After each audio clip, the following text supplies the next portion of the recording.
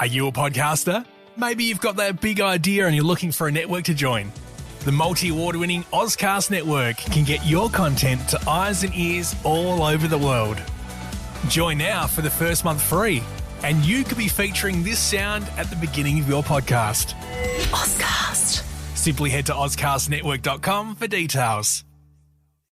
Before we begin today's podcast, I'd like you to listen to a promo of one of my favourite podcasts, Australian True Crime. It's an amazing show and I was absolutely thrilled to be able to do a promo swap with them.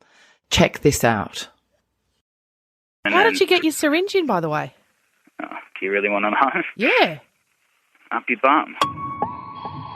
This is Australian True Crime with Michelle Laurie and Emily Webb. You know, think of everything you probably carry in your purse. If it isn't wider than a cigarette pack, I could probably fit it all, and 99% of the jail system can. I'm Michelle Laurie.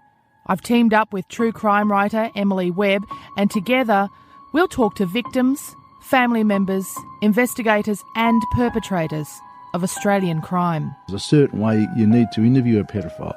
When you're in a desperate situation, it's not a big step to make desperate decisions. Australian True Crime, the podcast, coming soon to the Mamma Mia podcast network. People hide lighters, knives, phones, you name it, up your bum.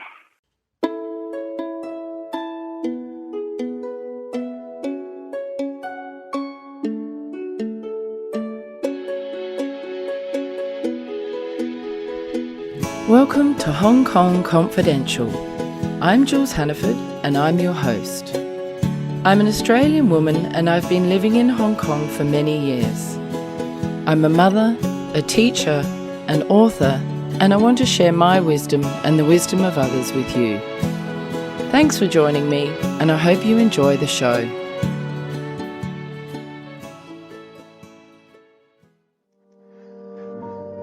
From life on a farm in rural Australia, where wide open spaces made a young woman yearn to know what was beyond her country town.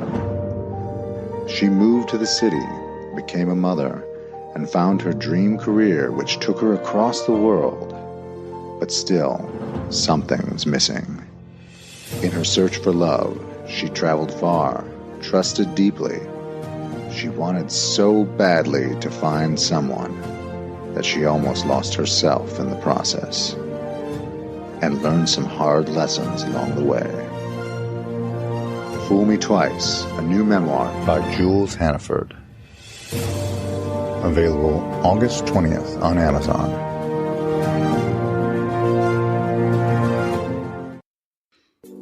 Perimenopause or menopause transition can begin 8 to 10 years before menopause when the ovaries gradually produce less estrogen. It usually starts in a woman's 40s but can start in the 30s as well. Perimenopause lasts up until menopause, the point when the ovaries stop releasing eggs. In the last 1 to 2 years of perimenopause, the drop in estrogen accelerates. At this stage, many women can experience menopause symptoms. Menopause is the point when a woman no longer has menstrual periods. At this stage, the ovaries have stopped releasing eggs and producing most of their estrogen. Menopause is diagnosed when a woman has gone without a period for 12 consecutive months. Postmenopause. These are the years after menopause. During this stage, menopausal symptoms such as hot flushes can ease for many women. But as a result of the lower level of estrogen, postmenopausal women are at an increased risk for a number of health conditions, such as osteoporosis and heart disease. Medications such as hormone therapy and/or healthy lifestyle changes may reduce the risk of some of these conditions. Since every woman's risk is different, talk to your doctor to learn what steps you can take to reduce your individual risk. Today we're discussing menopause and I'm here with Tracey and Jules, Jules 1 and Jules 2. Welcome ladies, thank you for coming to see me today. Thank you. This is a topic that is not often discussed, and I think it's great that you girls have decided to come and speak to me and we can sort of have a chat about menopause, get it out there and get people talking about it. So can I start by asking your ages? Tracey, what's your age? I'm 53. I was 53 3 days ago. Happy birthday. Thank you. And Jules, how old are you? I'm just a little bit younger, not much younger though, 52. Okay, and I'm 52 as well. As I just read, perimenopause is the time leading up to menopause where you start to get the symptoms of menopause. At what age do you think you started perimenopause, Tracey? I think maybe 3 years ago. Oh, my God, only a short time. You're Yes. so lucky. Really? How long have you had? At 44, I started, but my period stopped at 49, I think. Consider me menopausal by 50, so I've been sort of 3 or 4 years now without a period. Maybe it was 48.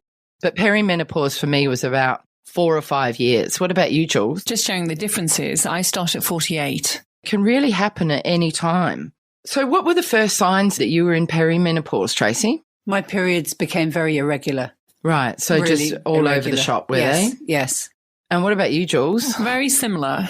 I might have some very heavy periods. Yeah, exactly. Once, and then there'll be hardly anything. So it was very disorientating in terms of what's going to happen. You just don't know. I was the same. So it was the same Yeah, for all of us. yeah. My first symptom was my periods being erratic, but they were incredibly heavy. Oh, and by the way, can we just add to our listeners out there, none of us are doctors or medical professionals. We're just here to share our own insights. But I have seen Call the Midwife and I could deliver a baby. Oh, me I just too. like that said. Yeah. On record. I imagine I'm going to deliver a baby one day. Isn't that hilarious?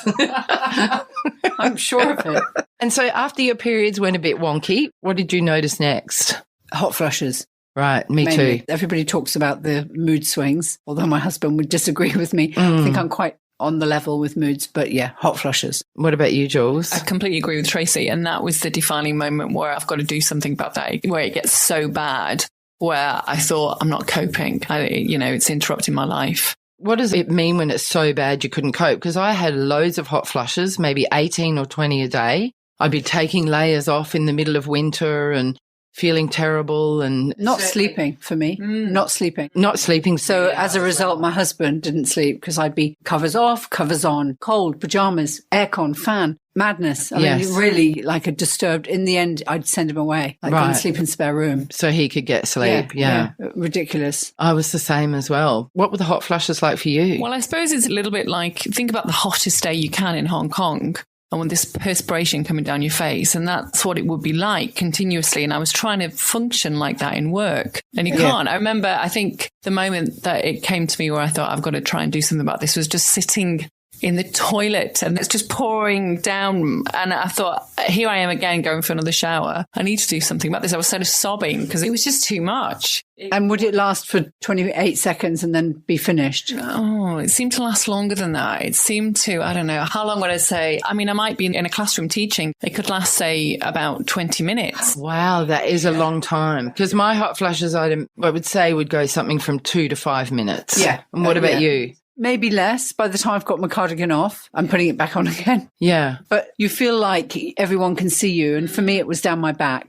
And it was just uncomfortable. So what did you do? That's when I got medical intervention. That's when I went to the doctors and talked to him about it. And he recommended HRT. And so you decided to go the HRT route? I did. And what happened once you started taking HRT? Oh, it was wonderful. Very, very quickly. He said it might take a month. It took about 2 weeks and then the symptoms just stopped. Unbelievable. Are you still taking HRT? I am. And Okay. I did try and come off about 3 months ago and then the symptoms started straight away again. Did they? And you were like, I can't do this. No. I went to the doctor as well, couldn't cope. And she immediately said, go on HRT. And that night I slept well. Oh, really? Absolutely. Wow. And I did it for about 4 to 5 months. It was great. And then my cousin lost her breast to cancer. I came off it. And Had she been on HRT? No, but I just figured, I know that actually I've since read everything they say about the risk. It has been negated. I think you can find different schools of thought on it, Yeah. but I think the risk is less than they used to Yeah. say. What did your doctor say to you, Jules, about the risk of breast cancer with HRT? Well, one of the things he was saying was he asked if I had any breast cancer in my family, and I don't. And then also things like DVT, having any family problems that aren't been there. So I felt more reassured, really, by that. But obviously that is in the back of your mind. So this is why recently I tried to stop it, because that would have been 2 years then. And 2 years seems to be sort of the optimum time when they say, yeah, it's okay, but then try after 2 years to come off them. So I did try, but it didn't work. And how long were you on it for, Tracey, HRT? I'd say 4 to 6 months. And did you find the symptoms went away completely as well? Absolutely away. But actually, the thing I was going to ask you, Jules too, do you have periods now? No. So the HRT I was on gave me a period which my doctor didn't tell me, and I was so pissed off because, the joy of menopause, if there is one, is that there's no periods. Yes. I'd heard that your periods come back, so yours didn't come back, Jules, so I think on it depends HRT. on what you're on. I think I'm on Activil, and no, it didn't come back. Mine was, at all. I think you had to take them for a period of, they were in a packet and they were different colours. And you took white, blue, and then when you took the red, funnily enough, your period came. Oh, it's like the pill. Yeah, almost. Oh. And that really shocked me because I thought something was wrong with me. And then when I called the doctor, she was like, no, this is normal.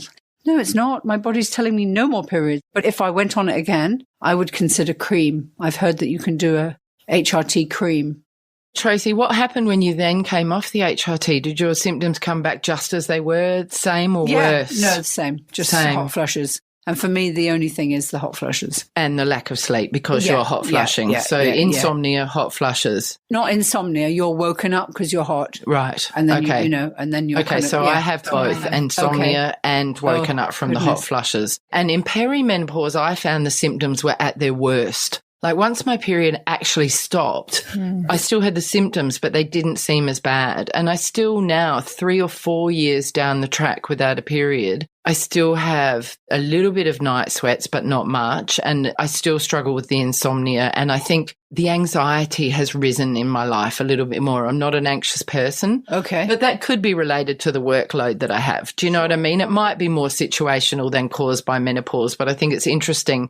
My hot flushes are very few and they're not anywhere near as intense. Mm-hmm. But I still have some menopausal symptoms, but I'm hoping Do you take anything for it? No, so I took absolutely nothing and I went to an acupuncturist and I had Chinese medicine and vitamin supplements. All right. And it was actually really close to about a year into menopause where I hadn't had my period, where I felt like I was losing my mind. Okay. When I was in perimenopause, I thought, I don't have mood swings and I'm coping really well and this is all fine. But now I look back and it was like, I was very emotional. I wasn't as emotionally stable as I feel I am now, but I couldn't see it at the time. Yeah, of course. Then when I felt like I was getting really paranoid about my friendships and people being upset with me and not coping particularly with my relationships with women. Okay. And some women at work, in my friendships. And I was about to go on HRT, but I went back to my Chinese doctor and said, I can't cope. And she gave me more acupuncture, more medicine. And then that seemed to be the turning point. So I nearly got to a point where I was like, right, I can't deal with this anymore.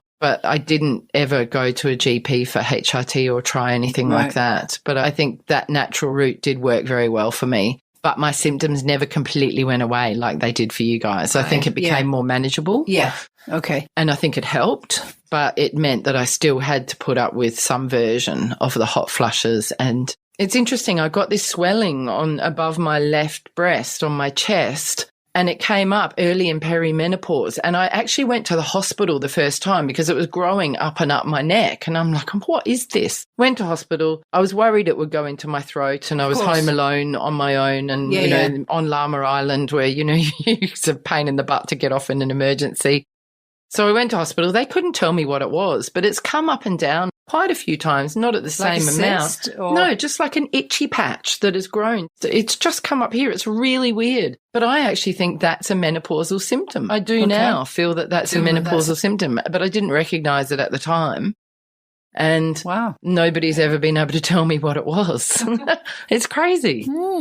So, Jules, why did you go down the more natural route with acupuncture? Well, I had heard about the breast cancer risk, but I've been seeing an acupuncturist for 18 years. I've been going to her for everything anyway. So it just seemed the natural way for me. And I wanted to give it a go. And I felt that acupuncture worked really well for me in other areas. That's why I went that way. What about you, Tracey? Why did you decide to do the HRT in the beginning? I went to my doctor or a doctor because I was bleeding heavily. And I was just like, am I in between menopause? Am I this? I've got these hot flushes. And then I must have stopped. Yeah, my periods must have stopped. She said, have you been more than 6 months without a period? Then we'll just chuck you on HRT. Did she discuss any other options with you? No. Did yours? No. Isn't that interesting? And I am having a hot flush now, so can we put Yeah. We'll put the aircon on. I can see Tracey getting redder and redder. I can see really? you. Okay. Oh, my God. That's brilliant. Try and explain it to listeners for you. Yeah, you do look redder. Yes. Yeah, and you're getting a shinier glow on your face. That's so, the yes. gin we're drinking. Oh, no, it's not. No. We wish it was gin. But it'll go in 2 seconds. Yeah, it will. It's so annoying, isn't it? Yeah. And how long have you been without a period now? 3 years. Oh, okay. Yeah. And you? Yes, 3 years. And it's lovely. Yeah. It's not bad, more doom and gloom and cysts and hot flushes. Honestly, there's good parts of it. Yeah, the upside of it is no period. Jules, you don't have any symptoms now?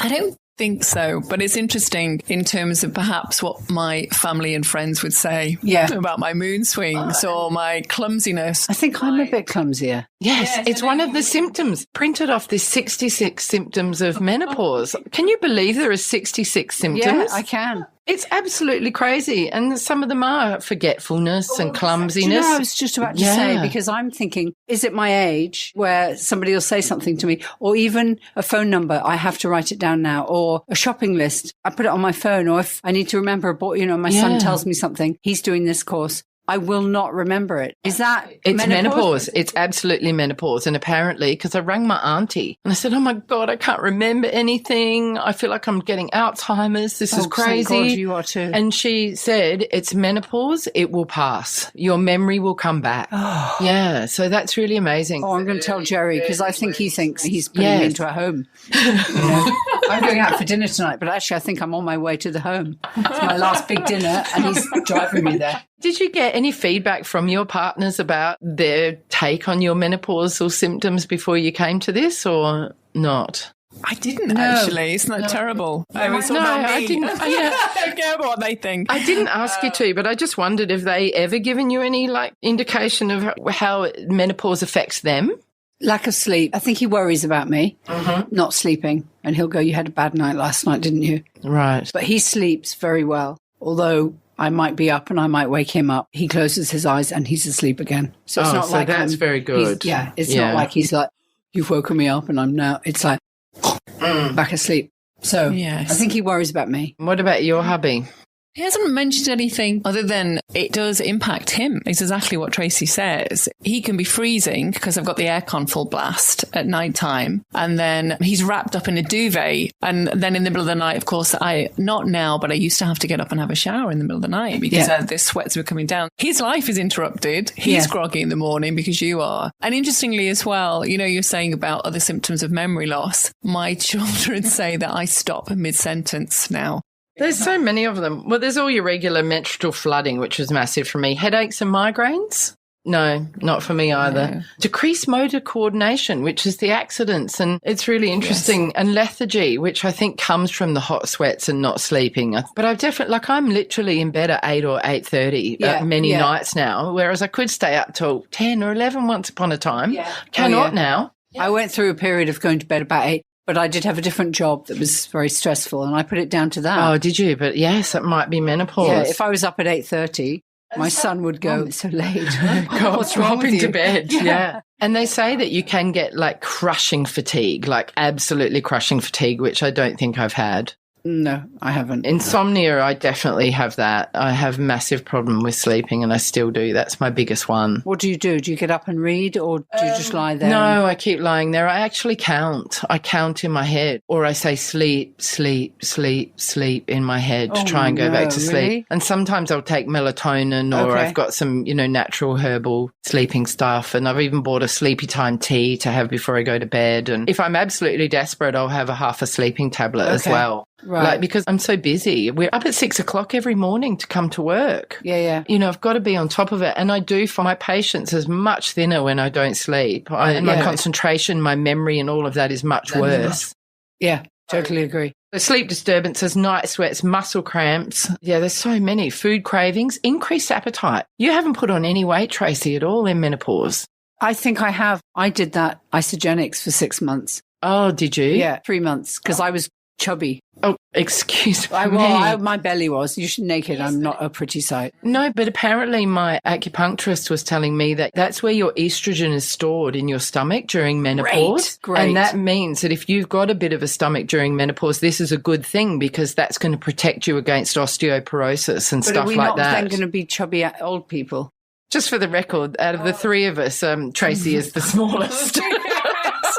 I'm the biggest, and Jules too is in the middle. Yeah. She's not worried about the weight. But that's the thing as well, as women, we're so body conscious. And why can't we, as we hit menopause, embrace the fact that our bodies are going to change and that we are going to put on weight? It's because of social norms. It's because of media pressure. It's because it's hard enough to accept aging, let alone the way that we get wrinkles and our skin is getting thinner and our hair's going grey and getting these tummies and putting on weight. I'll tell you one thing also that I haven't been able to do in 3 years is moisturise. Why? I sweat too much. Oh, right. Yeah. If I put cream on, I'm so sweaty. It's like a block almost. Yeah. And you so can't... it's just not worth it. You just can't do it. Yeah, just don't do it. Have you got any views on ageing?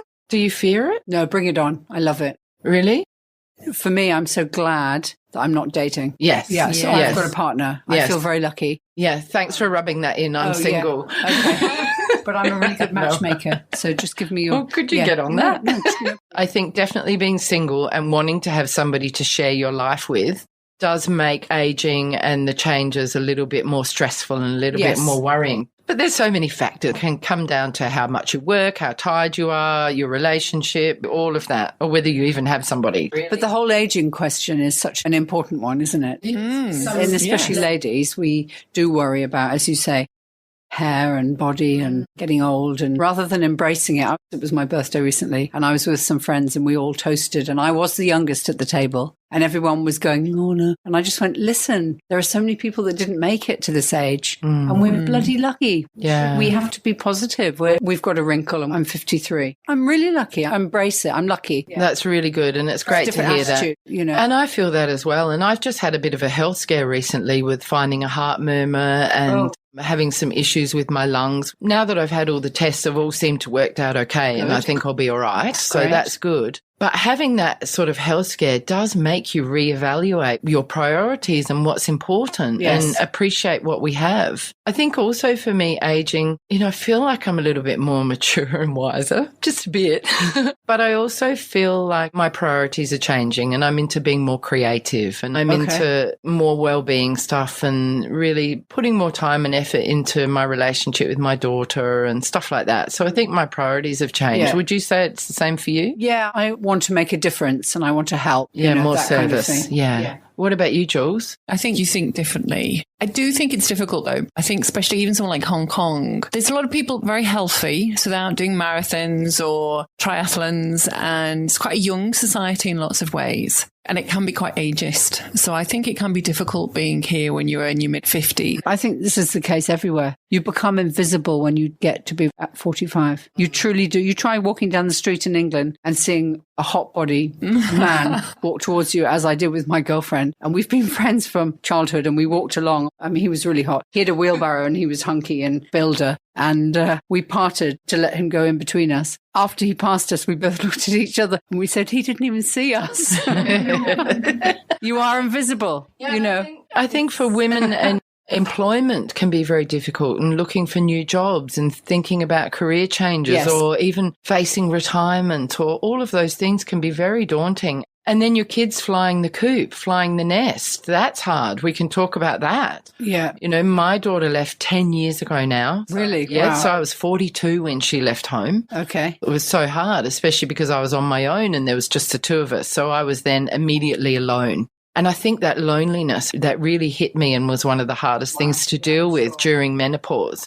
And I feel like podcasting and writing a book and teaching and all of that has filled that void. But now I've gone the other way, where now I'm super stressed because I've got too much on my plate. But what about you? Your kids are just finishing high school, aren't they? I've got one that went to university last year and one he's only 14. So we've still got quite a few more years to go yet. there's changes going on in your life, be it workplace or be it to do with family and children. You're coping with that as well as obviously what's going on in your body. It's a lot, isn't it? Yes. And your youngest is about to leave. I know. How does that feel? He's so ready to go. I'm okay about it, actually. Yeah. But he hasn't gone yet. And can I also say that getting to our age as women compared to men, it seems that men get better looking as they get older and the grey fox is kind of attractive and that seems unfair to me.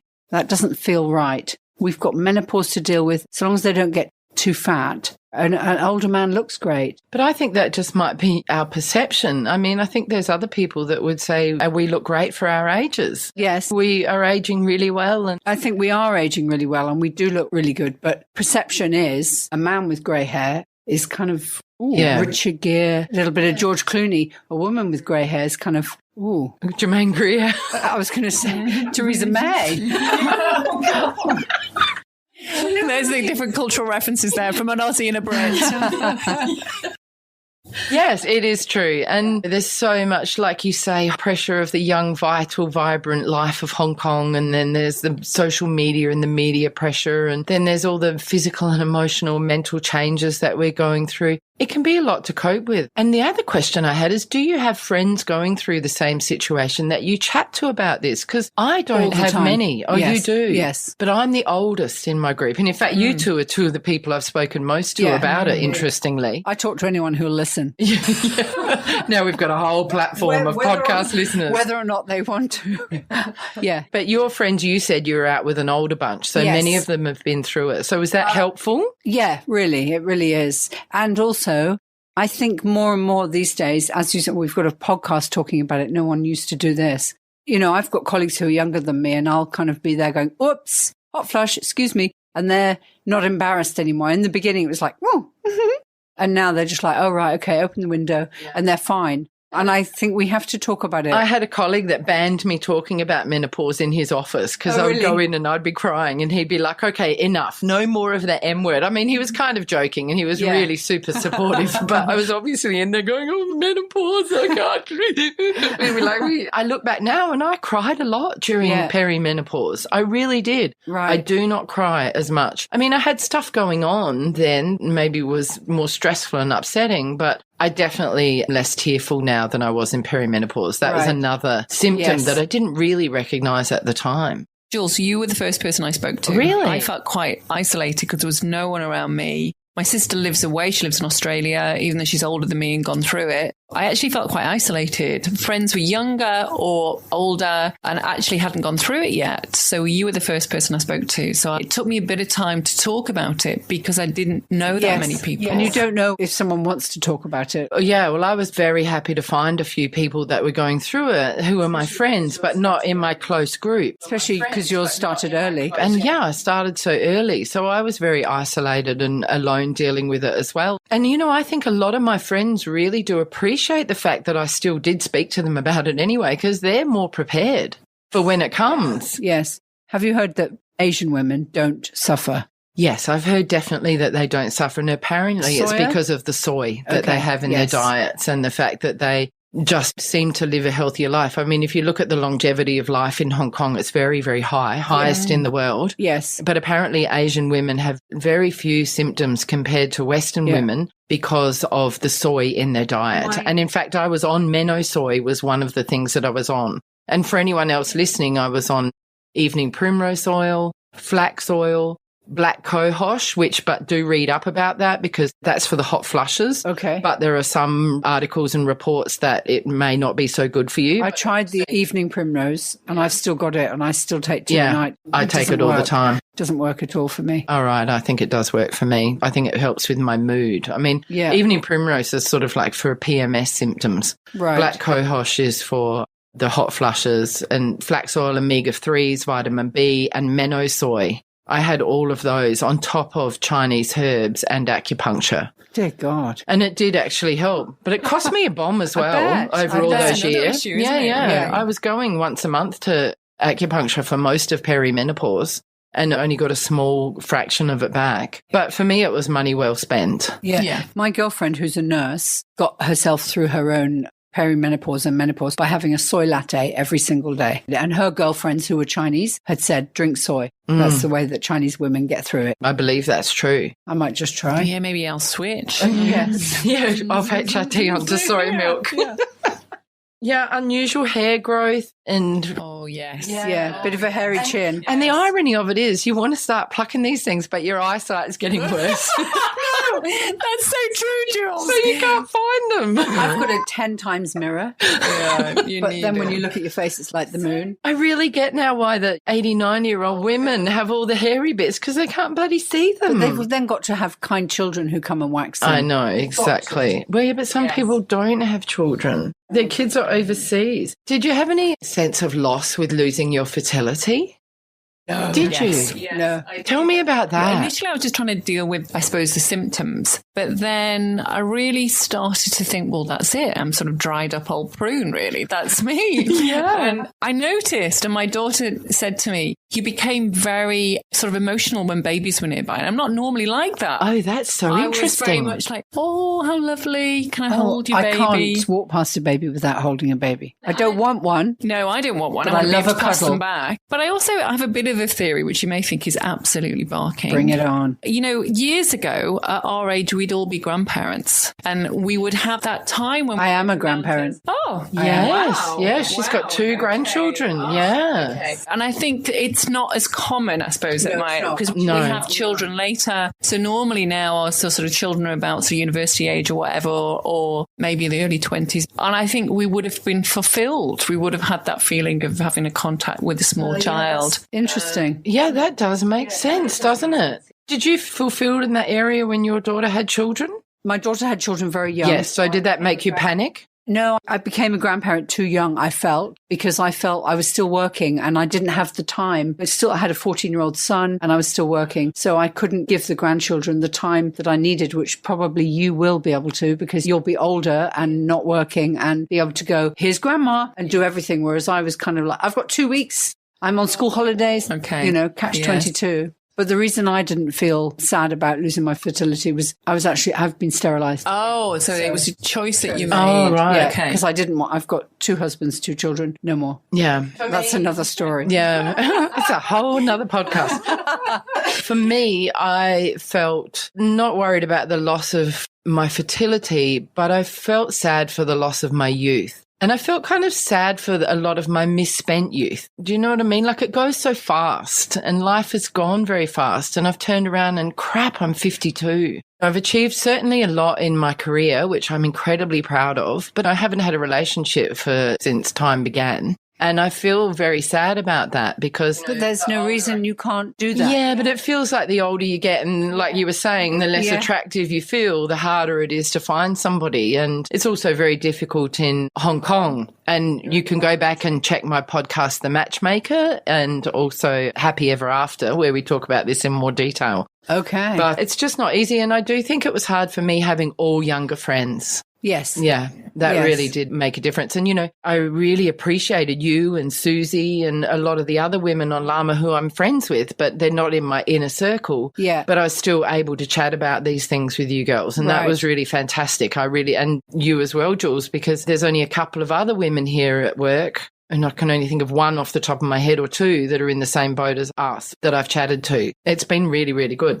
Palpitations is another one, and anxiety. That's something that I think has sort of hit me more right towards the end. Mm-hmm. Don't know about you guys. Do you mean when your heart very yeah, suddenly... your heart flutters and stuff. I have actually thought I was having a heart attack where I get a pain, really a pain, like I have to go and sit down, but a glass of water will get rid of it. So I don't know if it's heartburn, but it will come maybe every 6 weeks. Oh, Oh, wow. Yeah, maybe every 6 weeks. And I'll be doing nothing. And suddenly it'll be like, oh, that's really sore. And what about you, Jules?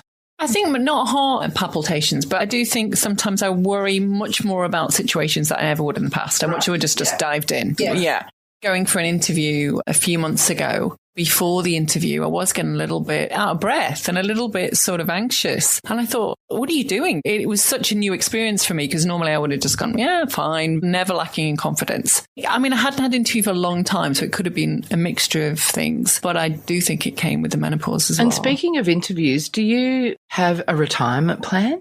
Is that something that Yes. menopause has triggered you thinking about? Because it certainly has for me, and made me really think more about the future and having to retire and how I'm going to manage financially and all that sort of thing. I think you see your own... Like your timeline? Yeah, you begin to see that actually you're now closer to the end than you are the beginning. And I know. Where is that gin? And you want to have enough money that you can turn the heating on at any time or be able to fly somewhere to see your children. I've become much more of a planner, like military colour highlighted plans. Yeah, right. Interesting. And what about you?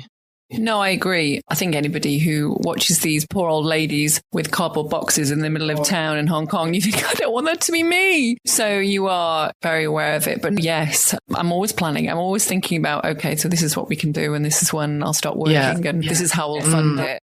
And especially because I have a son who's 14, so hopefully he'll go to university. We've obviously got a funding through university. It's the next stages are always on my mind. They're looming faster, aren't they? Which is what you were saying. So when your daughter left home, did you finally feel like you had more money? Because, of course, she's... No, not really. I mean, I funded her university. Right, and that cost a considerable amount and I'm on my own. Yeah. Very happy to do it. Luckily, I only had one child. Then I bought 2 properties within 8 months of each other 5 years ago. And that set me back massively. And that was a huge risk. And I really did overstretch myself a little bit. That was a very stressful time as well. And right in the middle of menopause, that was very hard and a very emotional time, especially buying in Hong Kong, where there's no cooling off period, there's no subject to finance, you're flying blind. And on the back of it, there's a whole lot of stuff I wasn't aware of and I needed to actually get some help from my parents. I was very lucky to be in a position to be able to get a bit of help from them. And I've really only just come out the other side now. So now I am starting to save and think, right, I've got to knuckle down. I've only got 7 more years in my job here. Is that right? Yeah. Okay. Our retirement age is 60 here. Okay. I'm thinking ahead and I've got to really do the best I can now. Of course. Yeah. Do you think you bought those properties because you were maybe in a... Absolutely. I'm in menopause and what's going to happen and I better do Absolutely. something to... Time to grow up. What am I going to do for the future? It's now or never. And you know what? If I'd been much older in Hong Kong, I wouldn't have got a loan because they will only lend you money up to 65.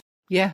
Yeah. In Australia, it's much easier. But here, I got a 17-year loan. Good girl. And well done. They will only lend it to 65. So I really did it just at the right time. And it's the best thing I ever did now that I'm out of the woods financially. But that took me nearly 4 or 5 years to get back on my feet. But it was very, very well worth it. And it does give me some freedom and some options when I am 60, which is good, having that. And that's the kind of thing that I really became aware of during menopause, that I was just free and easy and traveling. I'm not a massive spender, but look, I'm having a hot flush now. Can you see? Yeah.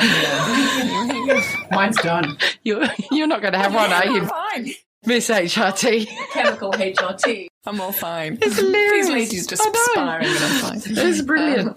Why do you think that in a society that we're in today, it's not really acceptable to talk about menopause? It's certainly not dinner table conversation, is it? Or something that people talk about very freely. What do you think that is? Is it that fear of aging? Is it embarrassing? Is it something women don't want people to know because it shows your age or it shows what stage you're at or that you're moving into that third stage of life? I think with close friends, you do talk about it. So if you're having a dinner party and it's acquaintances or business people, you wouldn't. But if it's your girlfriends and then your girlfriends obviously are saying to their husbands, poor old Fiona, she's got old bloody menopause. Well, not bloody, actually. I think in close company, you would, wouldn't you? I think you're right, but I think there is still a little bit of a stigma on it. It's a bit like when young girls start to menstruate and then, you still get that, I don't want to talk about it. Even I don't want to see what tampons in the bathroom, or I know you do it, but I don't want to know about it. And it's bizarre. This is the reason why the world goes on, because we can reproduce. Yes. And yet there's an embarrassment about it still. Tampax tax. Can we talk about that? Yeah. Yes, which is a luxury. Tampons are a luxury, apparently. A luxury I know, is that ridiculous? They should be free. I know.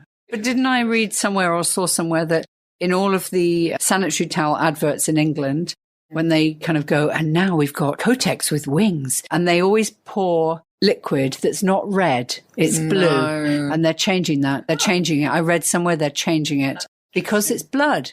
Yeah. And let's show it. But blue is meant to be calm and and serene. It's the same as nappies. If you have a nappy advert, it's never shitty coloured, is it? Yeah, no. And are they going to change this, the tampons? Not about the poo, right. but apparently I read somewhere they're going to make it red. And this Me Too campaign has also brought in a lot of these youngsters. There was a girl and she wore a dress and with a great big period stain on it on purpose. Yeah. Do you remember that? Yes, I do remember that. It was on social media. What's the big secret? Yes. Yes. If you could have your time over again, if you're starting at perimenopause, what would you do differently? Would you do anything differently? I would find an HRT that didn't give me a period. I'm going to do it actually now. Now I see how calm you are. Yeah, she's the only one that hasn't had a hot flush during this podcast. In this very small room. Yeah. No, I'm going to try the cream. Okay. And also I'm going to get some soy. Right. I'm going to do it tomorrow. Okay, yeah. Cool. Right. And what about you, Jules? I would talk about it more, but I would have tried to get help quicker. I just tried to cope with it. How long did you try to cope with it for, do you think? I tried to cope with it maybe for about 9 months, a year. Oh, right. That's a long time. It is a long time. Just try to kind of get on with it. And that's why I think, as I said, I was sobbing on the toilet. But it was just like, I've had enough. I can't do that. I just can't do this. My advice would be is talk to everyone and anyone will listen. If they say I don't want to hear the M word, then find someone else. Yeah, move on. Do you think it's anything to do with being in Hong Kong? We don't have our mums with us and our aunties. And if we did, your auntie would be going, well, go to the doctor, darling. He'll sort you out. And here we're a bit more, as you say, we're the oldest in our group. So yeah, maybe. Yeah. I think that could be true. Maybe you would have, if you had been closer to an older relative and you had this, they would have said, 2 months, get down there now. Go see them. But to be fair, though, I was going through this at 48, 49. There were quite a few of older relatives who wouldn't have been with us. Yes. They would have passed away. Okay. All right. I'm not sure. I'm not sure about that. It might be a little bit of that, though. Yeah. It might be a little bit. I know but what we you're also saying. try and be stoic. God, it's only period related and just man up. Well, not man up, but woman up and get on with it. Yeah, and I think we also question, are we really experiencing it? Yes. Is it really as bad as we think? An excuse? Yeah. Yeah. Is this really what I'm going through? You know, when you went on the HRT, did that not only get rid of your physical symptoms, but did you feel emotionally better? Yes, I did. But I don't know whether the two were intertwined. What comes first? I wasn't prepared for it. I didn't even think about it. Other than a few jokes here and there, from on the television, people talking about menopause. I didn't know anything about it at all. Yes. So I was going in blind. I think that's a bit of a problem. No one says to you, this could happen. You need to do a little bit of background reading or talk to people. You just suddenly, it's there one day. And it creeps up on you. I didn't expect it to start at 44. Of course not. I thought it'd start in my 50s. Yeah. I think that's the average, though, isn't it? It's later.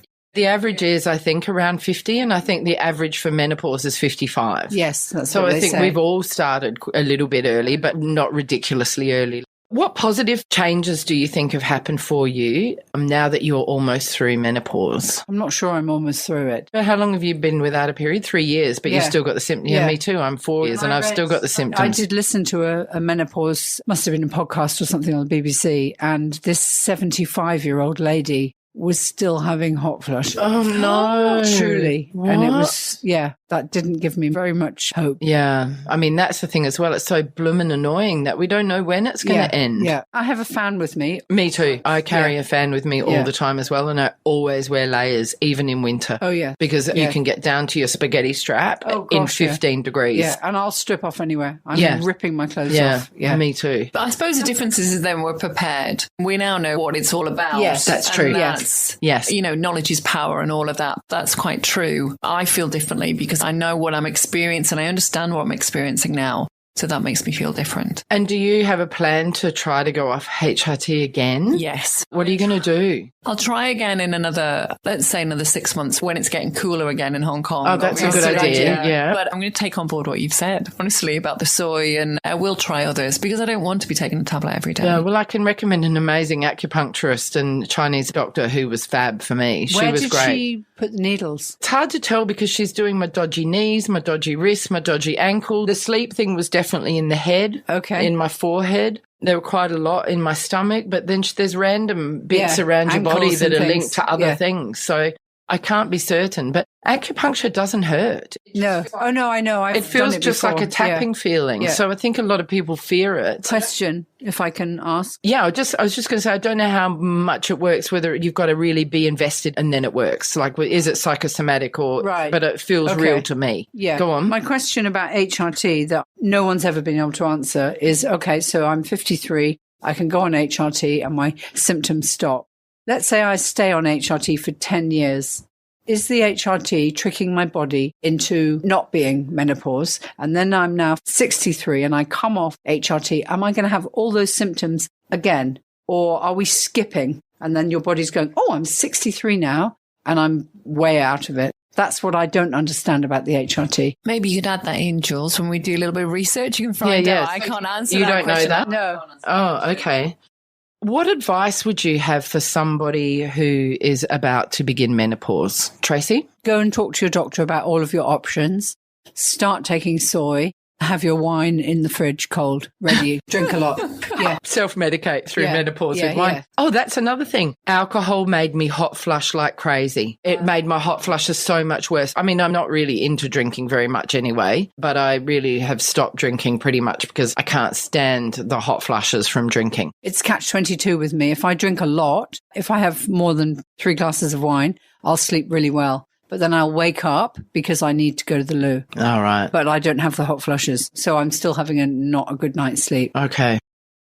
What other advice would you have for someone starting menopause? Talk to your friends. Yes. Do talk to your friends. Don't be embarrassed. Communication open. Yeah. I mean, you may have friends that obviously have different ages, but there will definitely be someone who is going through or a similar age there that you can talk to. Yeah, as I said before, talk to as many people as you can. Or find a neighbour who's older than you and knock on their door and go, I've brought tea. Yeah. Can you help? Because they would welcome it. Yeah, I mean, that's what I did. I started chatting to older women or women my age in my Pilates class. And then it became a Pilates menopause session. Kind of counselling session. It did, didn't it? It was great. Well, who cared? I mean, they had to suck it up, didn't they? Yeah. It's so helpful, actually, though, talking to people and saying, yes, I understand how you feel. But it's also just nice to be validated and understood and to have someone empathise with you. That, it is tough. It's not an easy road.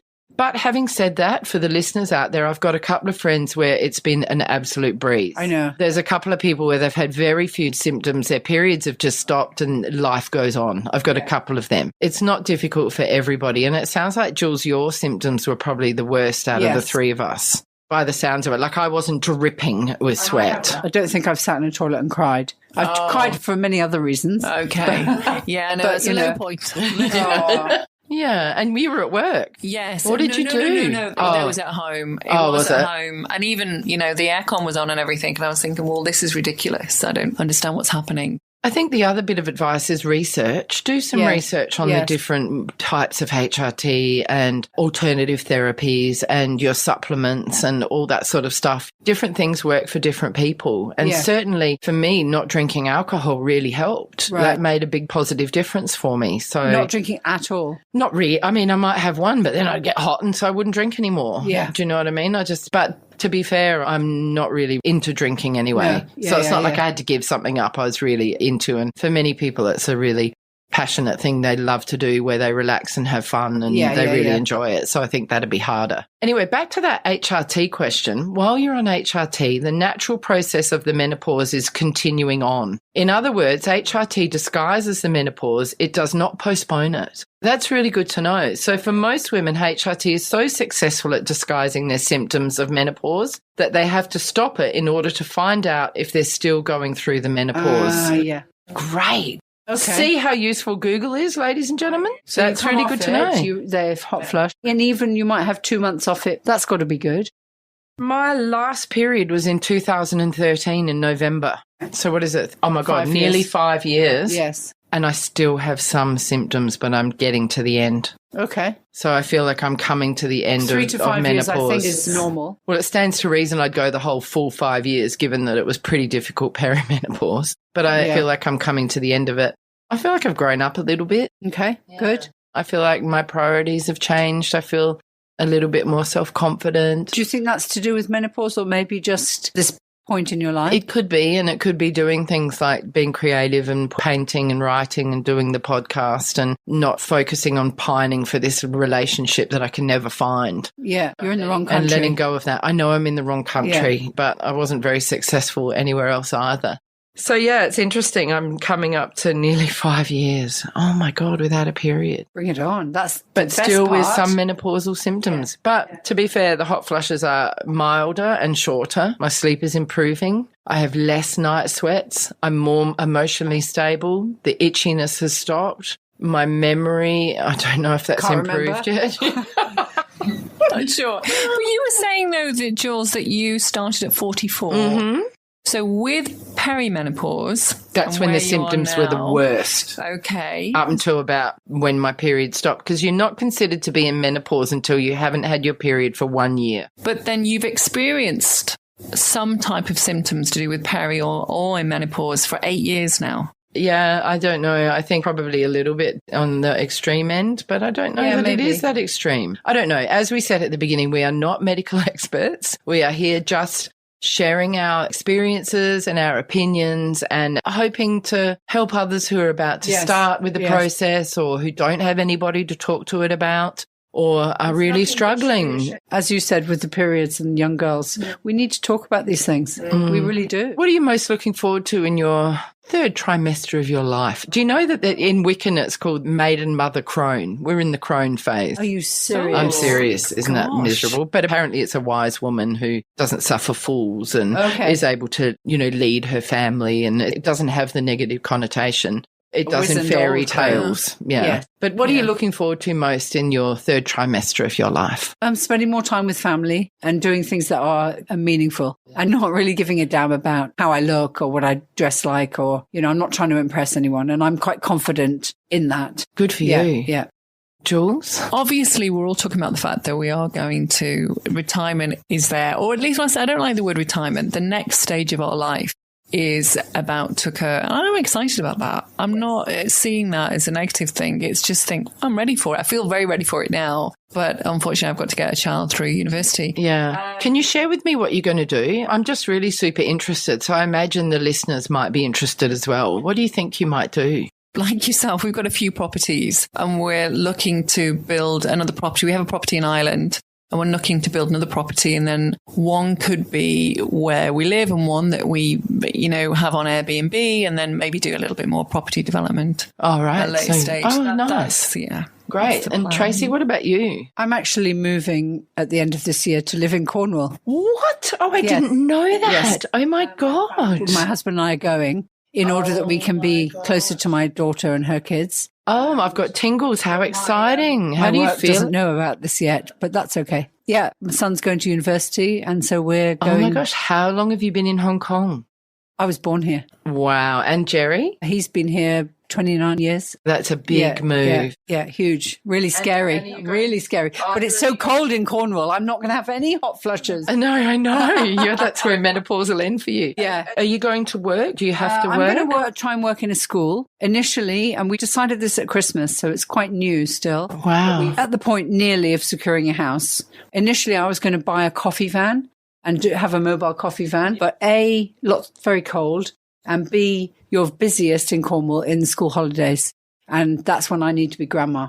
Right. So I just have decided that I'm going to work in a school. I'm going to do admin or receptionist, whatever. Yeah, work in a school, get school holidays so I can be grandma. Great. Yeah, no, really fantastic. Exciting. And we've got cousins in Cornwall. So I'm going to live with that's amazing. I'm writing a book at the moment, which is a memoir about my life with a focus on some really quite terrible internet dating scams that I was caught in, where I was I lost money, I was assaulted, and I'm publishing that book. It's called Fool Me Twice for the listeners, and it's going to be published on August the 20th this year. And so if everyone can get on board and buy it on Amazon on the 20th of August, if I can get on the bestseller list, that's going to make a big impact on the sales of my book and how it goes.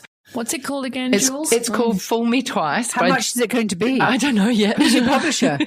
Hasmark Publishers in Canada. Have you got an agent? Yes. Oh, my goodness. I've got all that. Yeah, it's all underway. Fantastic. I'm with the Online Authors Office in Bangkok. They've been amazing. But it's causing me anxiety because I'm putting so much of myself out there and sharing my story and being incredibly vulnerable and showing all the stupid mistakes I've made in my whole life. Are you publishing it in your name? Yeah, I am, because, I'm building a platform with this podcast, and thank you so much to all my listeners out there. It's been incredible. We love you, Jules. It's been amazing. Like, I'm only 7 months in and I've got 12,000 downloads, and that's fantastic. I've got amazing reviews and wonderful feedback, and I really appreciate all my listeners out there. It's amazing. With the book, I want to do it in my name, first of all, because I think, what's the point? We've all got to own our stories. We've all got to overcome shame. We've all got to overcome guilt and be vulnerable. And I'm hoping I can help people to deal with their own stuff and move forward with their own stories. And I also want to build a platform there so that, maybe can I go around and be a speaker on internet safety? Yeah. Can I be a speaker on dating scams? Could I educate more on what to do in a situation where you're under attack by somebody? Sounds awful. There's so many possibilities. I don't really know what they are, but I'm going to bite the bullet and put it out there, and very, very nervous about it. But I'm really hopeful that it will help other people. It's been quite a cathartic healing process for me, and it's been amazing how I've been able to look back and see how I really was manipulated and scammed and not feel so shamed, because I can see how he really did that to me very well. I can also see that I can look at my personality and my flaws and how I can make changes by not looking for validation all the time or trying to buy affection or stuff like that. Do you know what I mean? So it's been really good for me to reflect on who I am. And it's interesting that it's all happening at menopause. Yes. Isn't it? This is so interesting. Yeah, it'll be on Kindle, and it will be on Amazon and Barnes & Noble. And I'll be having a launch in Hong Kong, which I'll invite you to. Fantastic. But yeah, if people can get on Amazon on the 20th of August and buy it, then that could really make a big difference in the success of the book.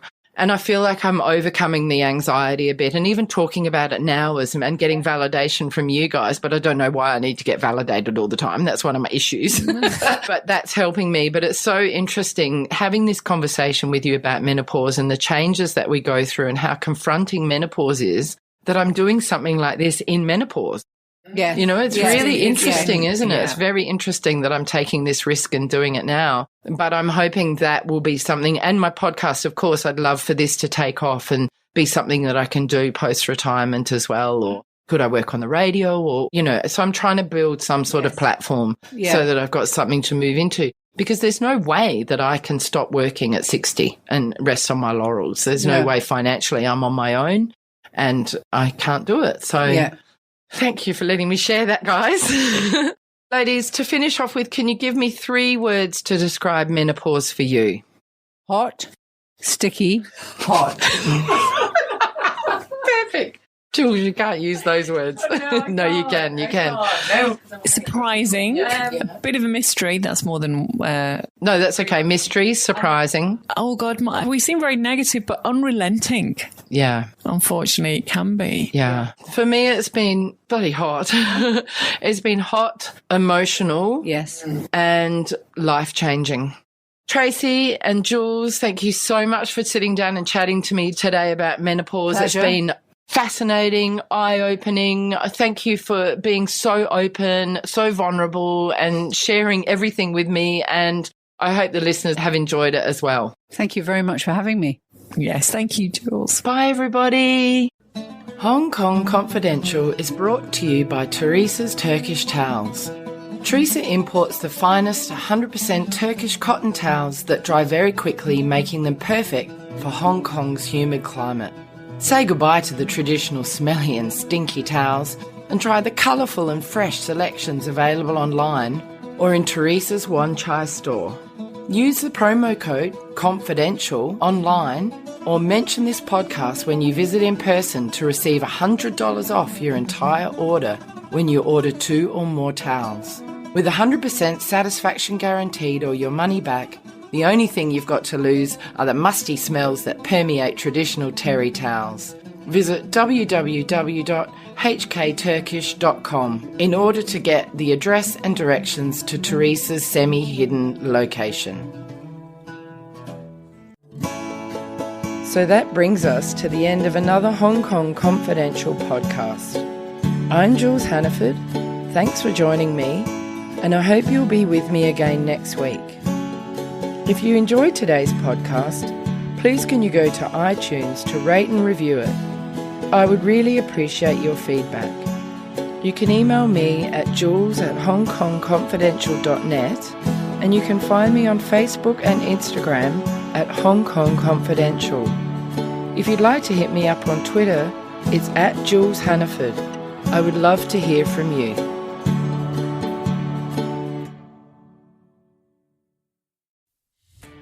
Are you a podcaster? Maybe you've got that big idea and you're looking for a network to join. The multi-award-winning Ozcast Network can get your content to eyes and ears all over the world. Join now for the first month free, and you could be featuring this sound at the beginning of your podcast. Ozcast.